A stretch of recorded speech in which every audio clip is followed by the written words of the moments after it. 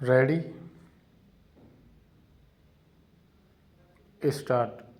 महोदय, सामान्यतः जीवन की आधुनिक सुविधाओं में से उन्हें कोई भी प्राप्त नहीं है। संसार के विभिन्न देशों में ईसाई धर्म प्रचारकों तथा संस्थाओं ने उनमें काफ़ी काम किया है। उन्होंने उनमें शिक्षा का प्रसार किया है और उनकी रहन सहन की स्थिति में भी सुधार करने में काफ़ी सहायता की है। ईसाई धर्म प्रचारक उन्हें ईसाई बनाने में भी सफल हुए हैं। आसपास की जनसंख्या में घुल-मिल जाने की एक अन्य अज्ञात और संभवतः अदृष्ट क्रिया भी बराबर चलती रही है और विशेषतया जिन प्रदेशों में वे रहते हैं उनके छोर वाले क्षेत्रों में आज भी ऐसे लोग बसे हुए हैं जिनमें से अनेक किसी न किसी समय वहाँ की आदिम जातियों की जनसंख्या के भाग अवश्य रहे होंगे, किंतु वे लोग उस प्रदेश के समाज में इस प्रकार आत्मसात हो गए और घुल मिल गए हैं कि अब यह संभव नहीं कि उन लोगों को वहाँ के अन्य लोगों से अलग पहचाना जा सके। मेरा अपना यह विश्वास है कि आदिम जातियों और अन्य भारतीयों के बीच बहुत काफ़ी रक्त अभिमिश्रण हुआ है और यदि कोई यह कहे कि उदाहरणार्थ तथाकथित बिहार में हिंदुओं की उच्च जातियों में से अनेकों में ऐसा अभिमिश्रण नहीं हुआ है तो वह सचमुच में ही अनुचित साहस करने का दोषी होगा।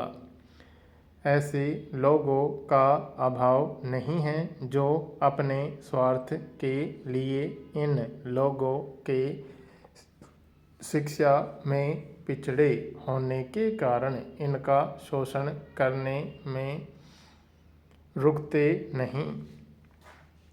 अतः हमें जिस समस्या को बड़े पैमाने पर हल करना है वह यही है कि हम ऐसी सुविधाएं पैदा करें जिनसे ये आदिम जातियां शिक्षा और आर्थिक विकास के क्षेत्र में अन्य लोगों के स्तर पर आने में समर्थ हो सकें।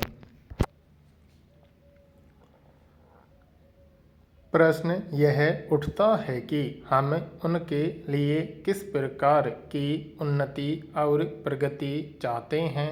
क्या यह वांछनीय नहीं है कि उन्हें ऐसी सुविधाएं प्रदान की जाएं जिनसे वे अपनी रीति रिवाजों, रहन सहन और संस्कृति को बनाए रखकर भी अपना आर्थिक और अन्य प्रकार का विकास कर सकें।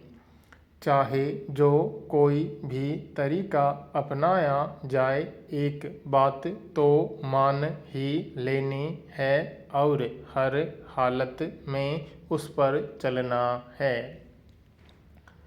वह यह है कि धर्म, भाषा, रहन सहन अथवा रीति रिवाजों की दृष्टि से उन पर किसी चीज़ को लादने का विचार या अभिप्राय न तो हो सकता है और न होना ही चाहिए।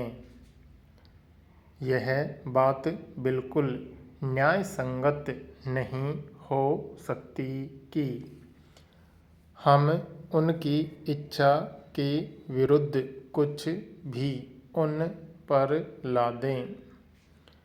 मेरा अपना विचार है कि हमें उनकी शिक्षा और उनके आर्थिक जीवन में साधारण दृष्टि से सुधार के लिए उन्हें सुविधाएं प्रदान करनी चाहिए और यह बात उन पर छोड़ दी जाए कि वे अपने चारों ओर के समाज से घुल मिल जाना चाहते हैं अथवा अपना अस्तित्व बनाए रखना चाहते हैं।